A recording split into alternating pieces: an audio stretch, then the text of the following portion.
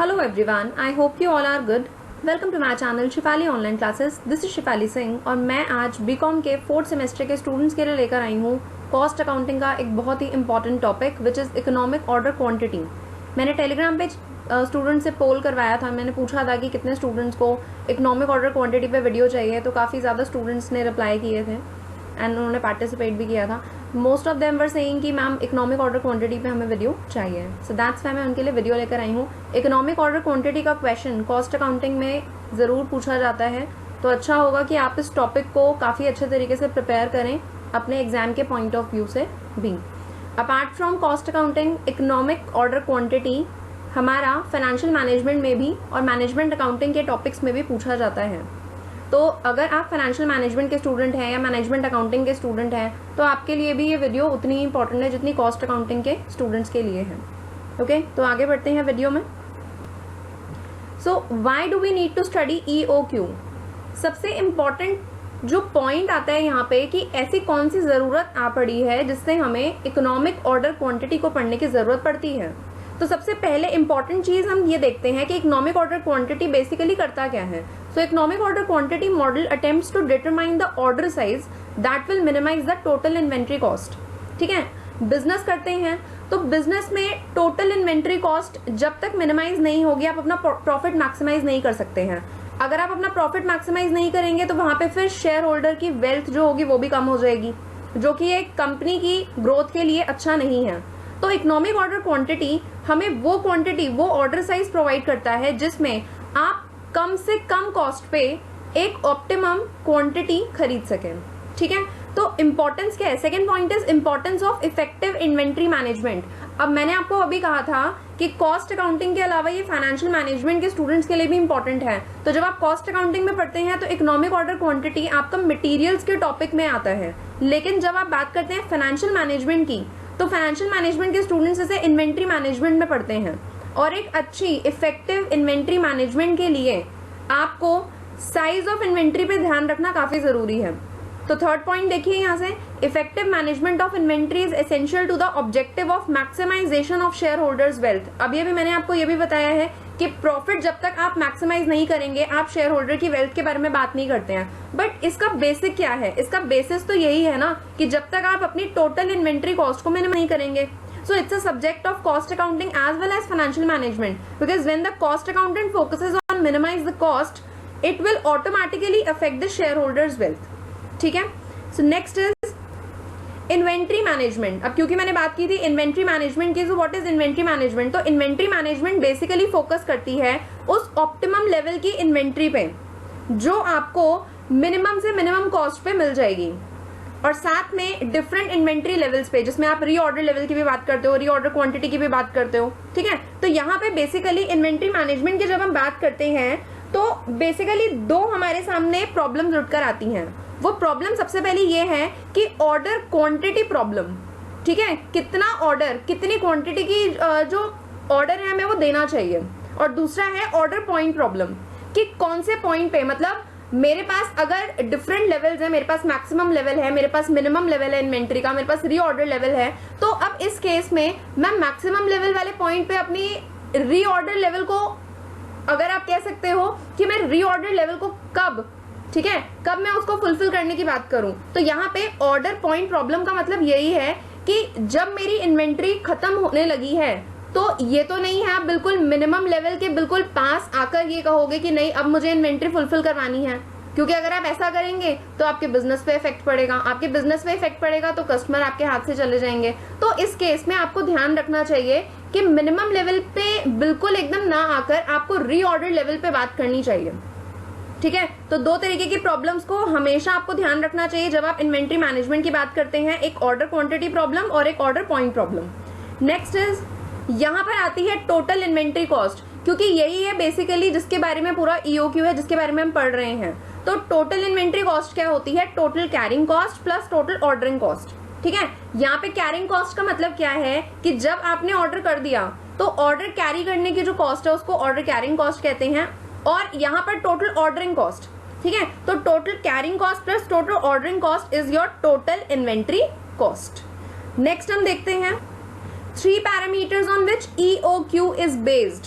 तो अगर आपको इकोनॉमिक ऑर्डर क्वांटिटी की बात करनी है तो तीन बेसिकली आपको चीजों की बात करनी ही पड़ेगी। First of all is minimum level of inventory. ये क्या होती है? It basically depends upon usages rate of that item. आपको ये देखना पड़ेगा कि आपके पास जो फैक्ट्री में जो भी सामान अवेलेबल है, ठीक है, एज अ रॉ मटेरियल, उसमें आपके लिए सबसे ज्यादा यूजेज वाला कौन सा मटेरियल है, किसकी डिमांड सबसे ज्यादा होती है, टाइम लैग क्या है। मतलब अगर आप आज ऑर्डर करते हैं, ठीक है, सपोज करिए कि आपको लगता है कि 5 दिन बाद आपकी इन्वेंट्री पूरी खत्म हो जाएगी, आपके पास रॉ मटेरियल फिनिश हो जाएगा, तो ऑब्वियसली आप उन 5 दिनों का वेट तो नहीं करेंगे, आप एक सेफर साइड रख के चलेंगे, आप आज ही ऑर्डर करेंगे। अब आप ये देख के ऑर्डर करेंगे, ये भी नहीं है कि जरूर आज ऑर्डर करो, यहाँ पर आपको ये भी देखना पड़ेगा कि अगर आप आज ऑर्डर करते हैं तो कितना टाइम लगेगा उस इन्वेंट्री को दोबारा से फिल करने में, ठीक है। तो time lag in procuring that item, कितना टाइम लगता है ये भी ध्यान देना पड़ेगा। अनफोर्सीन सर्कमस्टांसेस कैसे हैं, ठीक है, ऐसा तो नहीं है कि जिस जगह से आपने मंगवाना है वहां पे कुछ प्रॉब्लम हो गई है, तो अनसर्टेनिटी का भी आपको यहाँ पे ध्यान रखना पड़ेगा। तो मिनिमम लेवल ऑफ इन्वेंट्री ये चीज है। Next is reorder level of that item. Reorder level का मतलब यहाँ पे क्या है? रीऑर्डर लेवल का मतलब यहाँ पे यही है कि अगर आपने सपोज करिए आपके पास टोटल 2000 यूनिट्स हैं, ठीक है, आपको पता है कि 2000 यूनिट्स में से इतना कंजम्पशन है कि 6 दिन में आप 1400 यूनिट्स तक पहुंच सकते हैं। तो मतलब 2000 से 1400 तक आने के लिए सपोज आपको 6 दिन लग रहे हैं, तो ऑब्वियसली अब आपके पास 600 यूनिट्स ही बच गई हैं।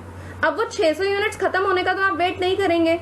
तो 1400 पे जब आपने कॉल कर दी है, ऑर्डर कर दिया है कि अब मुझे न्यू इन्वेंट्री चाहिए, ठीक है, न्यू रॉ मटेरियल चाहिए, ठीक है, आपने उस केस में 1400 पे जो कॉल करी है, 1400 की जब आपके पास इन्वेंट्री थी उस टाइम पर जब आपने ऑर्डर किया है, तो that is your reorder level, ठीक है। And what is the reorder quantity? Reorder quantity वो क्वांटिटी है जो आपने उस टाइम पर दोबारा से ऑर्डर की है। So I hope it's clear, ठीक है। रीऑर्डर लेवल और रीऑर्डर क्वांटिटी को काफी अच्छे तरीके से आपको समझना पड़ेगा। Next is what is exactly an EOQ. क्योंकि हमने इतनी सारी इसमें बात की है, तो बेसिकली अगर स्टूडेंट को समझना है तो क्या होती है ये economic order quantity.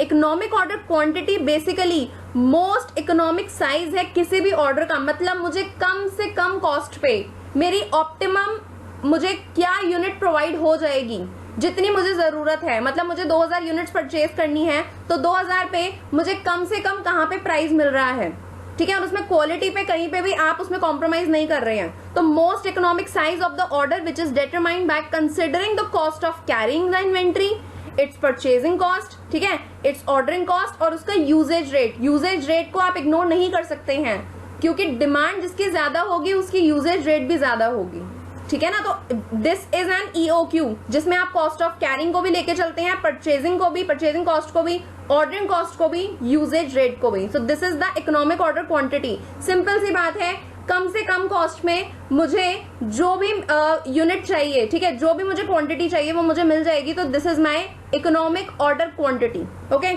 Next EOQ model based होता है कुछ अजम्पशंस पे। जब हम बात करते हैं कॉस्ट अकाउंटिंग की तो स्टूडेंट्स को इतना डिटेल में हम नहीं पढ़ाते हैं, लेकिन आप ये भी देखिए कि अभी आप 4th सेमेस्टर में हैं, आप 5th सेमेस्टर में जाएंगे, you will get financial management as a subject. तो उस केस में आपको इन अजम्पशंस पे बात करनी पड़ेगी, ठीक है। तो if you are a financial management student तो ये वैसे भी आपके लिए इंपॉर्टेंट है। अगर आप कॉस्ट अकाउंटिंग के स्टूडेंट है तब भी ये स्लाइड आपके लिए इंपॉर्टेंट है, ठीक है। तो ईओक्यू जो है उसकी कुछ अजम्पशंस होती हैं। एक्चुअली जब कोई भी मॉडल बनाया जाता है तो जो भी मॉडल बना रहा होता है उसकी कुछ अजम्पशंस होती हैं, वो माइंड में कुछ अज्यूम करके चलता है। तो फर्स्ट ऑफ ऑल उसकी अजम्पशन ये है कि टोटल यूजेज जो पर्टिकुलर आइटम की है, एक प्रॉपर, एक हम ईयर की बात करते हैं एनुअल तरीके से, तो टोटल यूजेज जो है वो सर्टेन लेके चलते हो आप कि इतने तो पूरे साल में यूनिट यूज हो ही जाएगी। और यूजेज रेट है वो भी थ्रू आउट द पीरियड क्या है आप ये भी कंसिडर करके चलेंगे, ठीक है। तो आप सर्टेन एक माइंड में लेके चलते हैं, एक सर्टेनिटी लेके चलते हैं कि अगर आपने इतना सामान भरवा लिया है तो ये तो यूज हो ही जाएगा एक साल में। नेक्स्ट इज कोई भी टाइम गैप नहीं होता है placing an order and getting it supply. मतलब आपने ऑर्डर प्लेस किया, आपको सप्लाई मिल जाएगी, कोई टाइम गैप नहीं है दोनों के बीच में। Next is cost per order constant रहेगी, क्योंकि जब आपको किसी डिपेंडेंट और किसी इंडिपेंडेंट चीज के बारे में बात करनी होती है कि एक चीज का दूसरी इफेक्ट पड़ेगा, तो उसमें आपको अदर फैक्टर्स को कांस्टेंट रखना जरूरी होता है, ठीक है, आपने इकोनॉमिक्स में भी पढ़ा होगा। सो कॉस्ट पर ऑर्डर यहाँ पे कांस्टेंट रखते हैं आप, और कॉस्ट ऑफ कैरिंग इन्वेंट्री जो होती है वो भी आप फिक्स करके चलते हैं। नेक्स्ट हम बात करते हैं that there are only 2 cost associated with the inventory, जो अभी अपने बात की है, cost of and cost of carrying, that's it. तो ये assumptions भी इंपॉर्टेंट है। Next is formula and graphical representation. तो यहाँ पे अगर हम बात करें तो देखिए आपको आएगा तो क्वेश्चन ही, बट ऑब्वियसली हम डायरेक्टली तो क्वेश्चन पे नहीं जा सकते थे ना, इसके लिए हमें सबसे पहले कंसेप्ट को समझना जरूरी था। तो अब क्योंकि आपको कंसेप्ट समझ आ गया है, मैं फॉर्मूला बता सकती हूँ। तो आप देख सकते हैं यहाँ पे इस स्लाइड पे जो लेफ्ट हैंड साइड पे जो मैंने पिक लगाई है, इसमें EOQ का फॉर्मूला है। So EOQ is what, under root, whole under root of 2 into A into O upon C। अब यहाँ पे ये A, O और C क्या चीज है, देखिए सबसे पहले तो EOQ आपको पता है, इकोनॉमिक क्वांटिटी पर ऑर्डर की हम बात करते हैं। A is your total annual requirement for the item. आप किसी भी मटेरियल की बात करें, किसी भी रॉ मटेरियल की, किसी भी आइटम की, यहाँ पर A is total annual requirement. O क्या होता है यहाँ पे, ordering cost per order of that item, और C क्या होता है, carrying cost per unit per annum. ठीक है, तो यहाँ पर ये चीजें भी समझनी आपके लिए काफी जरूरी है। अब बात करते हैं ग्राफिकल रिप्रेजेंटेशन की। तो ग्राफिकल रिप्रेजेंटेशन में आप देख सकते हैं कि एक्स एक्सिस पे we have size of order and Y axis पे वी हैव कॉस्ट। अब यहाँ पर आपको 3 तरीके की लाइंस दिख रही होंगी। एक लाइन है यहाँ पे जो ऑर्डर कॉस्ट की है, एक लाइन है कैरिंग कॉस्ट की, और एक लाइन है टोटल कॉस्ट की। एक और लाइन है वर्टिकली, ठीक है, लेकिन हम उसके बारे में अभी बाद में बात करेंगे। सबसे पहले बात करते हैं ऑर्डर कॉस्ट की। तो देखिए सबसे पहले आपको ये समझना जरूरी है कि जो टोटल ऑर्डरिंग कॉस्ट होती है वो डिक्रीज करती है जैसे जैसे साइज ऑफ ऑर्डर आप इंक्रीज करोगे। ऑब्वियसली अगर आपने कोई एक सामान खरीदना है, कोई एक आइटम खरीदनी है, वो 10 रुपए की है, अब अगर आप उसे होलसेल में परचेज कर लेते हो तो ऑब्वियसली बल्क में आपका प्राइस कम हो जाता है उस केस में। तो इस केस में आपको ध्यान रखना पड़ेगा कि जैसे जैसे आप साइज ऑफ ऑर्डर इंक्रीज करेंगे वैसे वैसे total number of order item ये डिक्रीज होते जाएंगे। ठीक है, और इसकी वजह से जो टोटल एनुअल कैरिंग कॉस्ट है वो क्या होती है, इंक्रीज होती है, क्योंकि आपको उतना कैरी भी तो करना पड़ेगा ना। अगर आपको सपोज करिए 10 यूनिट के लिए आपको 100 रुपए देने पड़ रहे हैं, तो अगर वो यूनिट हो जाती है 100, तो आपको उसके लिए और ज्यादा पे करने पड़ेंगे। ठीक है, तो यहाँ पर इसको देखिए ध्यान से, सी तो यहाँ पर जो ऊपर से नीचे की तरफ एक हमारा कर्व आ रहा है यहाँ पे इस डायग्राम में, ये क्या है, दिस इज ऑर्डर कॉस्ट। तो आप देख सकते हैं यहाँ पर एरो से शो हो रहे हैं कि वो ऊपर से नीचे की तरफ आया है। तो ऑर्डर कॉस्ट क्या होता है, सबसे पहले कॉस्ट सबसे ऊपर गई होगी जब आपके पास ज्यादा यूनिट्स नहीं होंगे, लेकिन जैसे जैसे यूनिट ज्यादा हुए ऑर्डरिंग के वैसे वैसे आपकी ऑर्डर कॉस्ट कम होती गई। नेक्स्ट बात करते हैं कैरिंग कॉस्ट की। सो कैरिंग कॉस्ट को यहाँ पर आप देख सकते हो, कैरिंग कॉस्ट 0 से शुरू होती है। ऑब्वियसली जब आप कोई परचेज ही नहीं करो तो उसके लिए आप कैरिंग कॉस्ट प्रोवाइड क्यों करोगे, तो इसीलिए ये ओरिजिन से 0 से स्टार्ट होती है। तो आप ध्यान से देख सकते हैं यहाँ पे ये स्टार्ट हुई है 0 से और ये जा रही है ऊपर की तरफ। ठीक है, तो ये जा रही है लेफ्ट बॉटम से राइट अप की तरफ। ठीक है, सो कैरिंग कॉस्ट यहाँ पर आपको पता चल गई है कि जैसे जैसे आप कंज्यूम करना शुरू करेंगे कैरिंग कॉस्ट बढ़ती जाएगी, लेकिन ऑर्डर कॉस्ट का क्या है, जैसे जैसे आप कंज्यूम करना शुरू करेंगे ऑर्डर कॉस्ट कम पड़ती रहती है, और इन दोनों से मिलकर बनती है टोटल कॉस्ट, जो आप ऊपर यू शेप कर्व देख सकते हैं। बट यहाँ पर इस पॉइंट पे हमारा इकोनॉमिक ऑर्डर क्वांटिटी कहाँ पर है, क्योंकि मैंने आपको अभी पिछली स्लाइड में भी बताया था कि इकोनॉमिक ऑर्डर क्वांटिटी क्या होती है, जब आप मिनिमम कॉस्ट पे जो आपको ऑप्टिमम लेवल चाहिए क्वांटिटी का वो अगर आपको मिल जाता है तो this is your economic order quantity. तो यहां पर आप देखिए टोटल कॉस्ट जहां पर मिनिमम है at this point, this is your EOQ। ठीक है, ये होता है economic order quantity. So I hope it's very much clear. Okay, next slide पे चलते हैं। अब क्योंकि टॉपिक चल रहा है एक प्रैक्टिकल का, तो यहां पर आपको प्रैक्टिकल एग्जाम्पल से समझाना काफी जरूरी है। तो देखिए, let's take an example. Following information is available in respect of an item. काफी ध्यान से समझना पड़ेगा आपको ये। यहाँ पर देखिए एनुअल यूजेज ए क्या दिया हुआ है, 20,000 यूनिट्स। ऑर्डरिंग कॉस्ट आपको दी है 1,875 पर ऑर्डर। ठीक है, carrying cost is ₹3 per unit और पर एनम। अब वो कह रहे हैं find out the economic order quantity of the item and also verify the results. तो अभी मैंने आपको फॉर्मूला बताया है, आई होप उसमें आपको कोई दिक्कत नहीं होगी। तो आप इकोनॉमिक ऑर्डर क्वांटिटी तो इजीली फाइंड आउट कर लेंगे। देखते हैं। So here is the answer. Economic order quantity का आपने सिंपल फॉर्मूला लगाया, आपने वैल्यूज पुट की, उसके बाद अगर आप चाहो रूट निकाल सकते हो। ठीक है, रूट आपने निकाल दिया है तो आंसर आ रहा है इकोनॉमिक ऑर्डर क्वांटिटी का 5,000 यूनिट्स।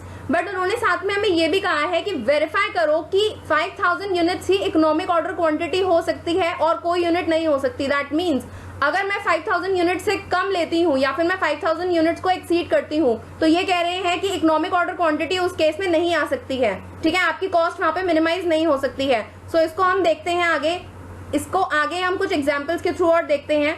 लेट्स टेक, तो देखिए यहाँ पे वेरिफिकेशन के लिए मैं यहाँ पे 3 केसेस लूंगी। सबसे पहले तो if the order size is 5000 units, जिस पे अभी मैंने आंसर निकाला है इकोनॉमिक ऑर्डर क्वांटिटी का। अब अगर मैं order size economic order quantity let's suppose लेके चलती हूँ कि यहाँ पर 4000 यूनिट्स हैं, तो क्या होगा। थर्ड में मैं लेके चलूंगी कि 6667 यूनिट्स में अगर लेंगे तो क्या हो सकता है। तो देखिए जब मैंने ऑर्डर साइज को 5000 यूनिट्स लिया तो सबसे पहले आप क्या फाइंड आउट करेंगे, ये समझना बहुत इंपॉर्टेंट है। बच्चे सिर्फ ये देखेंगे कि यहाँ पर इकोनॉमिक ऑर्डर क्वांटिटी कैसे निकालते हैं, फॉर्मूला पुट किया है, हो गया काम, नहीं, एटलीस्ट बेसिस तो समझ लो कि कैसे इकोनॉमिक ऑर्डर क्वांटिटी निकल कर आई है। उसके लिए वेरिफिकेशन काफी इंपॉर्टेंट है आपके लिए समझना, ठीक है। तो सबसे पहले जब आपने देखा कि ऑर्डर साइज 5000 यूनिट्स है, सबसे पहले क्या फाइंड आउट करेंगे हम फाइंड आउट करेंगे कि नंबर ऑफ ऑर्डर्स आपको एक साल में फिर कितने लेने पड़ेंगे। तो नंबर ऑफ ऑर्डर जब आप देंगे तो 20000 जो टोटल था consumption divided by 5000 which is 4। Next is total order cost. Total order cost कैसे निकल सकती है, सिंपल तरीके से आप मल्टीप्लाई करेंगे यहाँ पे जितना भी आपके पास ऑर्डर कॉस्ट थी multiply number of orders which is 4 in this case. तो यहाँ पर आया 7500 रुपीज। टोटल कैरिंग कॉस्ट का फॉर्मूला होता है average inventory multiply carrying cost per unit, ठीक है। एवरेज इन्वेंटरी आप कितनी ले रहे हैं जो आपकी कॉस्ट कम करेगी, multiply carrying cost per unit. तो एवरेज इन्वेंटरी कैसे निकाल सकते हैं, ऑब्वियसली 5000 जो इस केस में है order size divided by 2 which is 2500, ये आ गई एवरेज इन्वेंटरी। अब आप टोटल कैरिंग कॉस्ट के फॉर्मूले में पुट करिए and you will get 7500 as the answer. Now total annual cost, क्योंकि इकोनॉमिक ऑर्डर क्वांटिटी तो एक तरीके से मैं अज्यूम करके चल रही हूँ, तो दैट्स व्हाई मुझे यहाँ पर ये देखना पड़ेगा कि टोटल एनुअल कॉस्ट कितनी पड़ रही है, क्योंकि जिस केस में टोटल एनुअल कॉस्ट लेस जाएगी, मिनिमम जाएगी, वही होगा इकोनॉमिक ऑर्डर क्वांटिटी का एग्जैक्ट एग्जाम्पल। तो यहाँ पर आप देख सकते हैं that total annual cost is ordering cost plus carrying cost. तो मैंने ऑर्डरिंग कॉस्ट निकाली थी 7500, कैरिंग कॉस्ट निकाली है 7500, ऐड किया है 15000 आ गया, ठीक है। ये तो फर्स्ट केस है। सेकंड केस की अगर हम बात करें, सो this is order size 4000 units. तो आप चाहें तो वीडियो को यहाँ पे पॉज करके खुद भी सॉल्व कर सकते हैं। सेम मैंने पुट किया है, तीनों में मैं सेम ही चीजें अप्लाई करूंगी। और इस केस में टोटल एनुअल कॉस्ट क्या आई थी 9375 और sorry total annual cost is यहाँ पर 9375 प्लस 6000, ठीक है। तो आंसर आया मेरा यहाँ पे 15375। और निकालने का तरीका फिर से वही सेम है। सबसे पहले आप नंबर ऑफ ऑर्डर्स निकालेंगे। नंबर ऑफ ऑर्डर निकालने का मतलब यहाँ पर बेसिक मोटिव यही है, अगर आपके पास नंबर ऑफ ऑर्डर नहीं होंगे पर ईयर में तो आप टोटल ऑर्डर कॉस्ट नहीं निकाल पाएंगे। अगर आपके पास एवरेज इन्वेंट्री नहीं होगी then you will not be able to find out the total carrying cost. तो उसके लिए हमें 2 एक्स्ट्रा चीजें निकालनी पड़ रही हैं एंड साथ में आप टोटल एनुअल कॉस्ट देख सकते हैं इसमें कितनी आई है। नेक्स्ट देखते हैं, when the units are order sizes 6667। तो यहाँ पे आप नंबर ऑफ ऑर्डर्स जब डिवाइड करेंगे तो ये कुछ डेसिमल में आ रहा था, तो मैंने एक राउंड ऑफ फिगर ले लिया विच इज 3। उसके बाद जब आप इसकी टोटल कैरिंग कॉस्ट निकालेंगे, टोटल ऑर्डरिंग कॉस्ट निकालेंगे, तो आपको total annual cost at last addition करके मिलेगी 15624। इसको जरूर अपने आप सॉल्व करके देखिएगा आप, ठीक है। अब यहाँ पर देखिए विच क्वांटिटी इज बेस्ट। तो देखिए यहाँ पे साइज ऑफ ऑर्डर थे, जब मैंने 5000 यूनिट्स का इकोनॉमिक ऑर्डर क्वांटिटी लिया तो टोटल एनुअल कॉस्ट पड़ी 15000। 4000 के केस में पड़ी है 15375 और लास्ट केस में 6667 यूनिट्स पे मुझे टोटल एनुअल कॉस्ट पड़ रही है 15624। तो ऑब्वियसली सबसे कम कॉस्ट कहां पर पड़ रही है, 15000 के केस है। यहाँ पर साइज ऑफ ऑर्डर था 5000 यूनिट्स का, जो फर्स्ट हमने सॉल्व करके निकाल ही लिया था, but this was the verification case. तो यहाँ पे इस चीज को हम सिद्ध कर सकते हैं, प्रूव कर सकते हैं that yes size of order अगर 5000 यूनिट्स रहेगा तभी मेरी टोटल एनुअल कॉस्ट 15000 आ सकती है। So that's it. यहाँ पे विच क्वांटिटी इज बेस्ट के केस में हमने देख लिया है दैट ईओक्यू कहां पर हमारा सबसे अच्छे तरीके से हमें फाइंड आउट होके मिल रहा है। सो होपफुली वीडियो आपको अच्छी लगी होगी, ठीक है। आप लोगों ने स्पेशली कॉस्ट अकाउंटिंग की वीडियोस के लिए काफी मुझे टेलीग्राम चैनल पे भी कहा था, दैट्स व्हाई मैं वीडियो लेकर आई हूँ, ठीक है। आप लोगों को वीडियो कैसी लगी है वीडियो के कमेंट सेक्शन में जरूर बताइए। वीडियो के रिगार्डिंग कोई प्रॉब्लम है, कोई डाउट है तो आप जरूर बताइए। प्लस अगर आपको किसी स्लाइड को दोबारा देखना हो तो आप वहां पे पॉज करके उसको देख सकते हैं, ये आपको पता है। दूसरी इंपॉर्टेंट चीज ये है कि इस वीडियो को देखने के बाद आपके पास जो भी बुक है, ठीक है, कॉस्ट अकाउंटिंग की या फाइनेंशियल मैनेजमेंट के अगर आप स्टूडेंट हैं तो उसमें इकोनॉमिक ऑर्डर क्वांटिटी के क्वेश्चंस की प्रैक्टिस करना मत भूलना, क्योंकि मोस्ट ऑफ द स्टूडेंट्स की गलती यही हो जाती है कि वो वीडियो देख लेते हैं, वो कहीं से पढ़ लेते हैं, लेकिन वो सॉल्व करके नहीं देखते हैं। तो सॉल्व करना इज इंपॉर्टेंट, ठीक है। जब तक आप सॉल्व नहीं करेंगे तो आपको चीजें समझ नहीं आएंगी, क्योंकि बेसिक समझना is very very important, but जब तक आप उसकी प्रैक्टिस नहीं करेंगे वो चीजें समझ नहीं आएंगी। जैसे आपकी हेल्प हुई है इस वीडियो से, आई वांट कि ज्यादा से ज्यादा स्टूडेंट्स की हेल्प हो, सो दैट्स व्हाई आप वीडियो को शेयर जरूर करिए अपने क्लासमेट्स के साथ, बाकी कॉलेज के स्टूडेंट्स के साथ, ठीक है, जिससे उनकी भी ज्यादा से ज्यादा हेल्प हो। अगर आप मेरे टेलीग्राम चैनल पर नहीं है तो टेलीग्राम चैनल पर आ सकते हैं, मैं वहां पर इंपॉर्टेंट पीडीएफ्स भी प्रोवाइड करती हूँ स्टूडेंट्स को, ठीक है। आपको कमेंट सेक्शन में अगर कोई डाउट है वीडियो के रिगार्डिंग तो आप मुझसे पूछ सकते हैं। चैनल पे सब्सक्राइब नहीं किया तो इतनी इंपॉर्टेंट वीडियो दी है, अब तो सब्सक्राइब कर दीजिए। ऑल नोटिफिकेशंस पे क्लिक करना मत भूलना, साथ में बेल बटन भी प्रेस कर देना, ठीक है। तो मिलते हैं नेक्स्ट वीडियो में एक न्यू इन्फॉर्मेशन के साथ, एक न्यू एजुकेशनल मोटिवेशन के साथ। तब तक के लिए stay motivated, stay safe. Description box को चेक करना मत भूलना, पहले एक कॉस्ट अकाउंटिंग की वीडियो डाली थी वो भी डाली है, ठीक है। So keep watching my channel, stay motivated, stay safe and bye.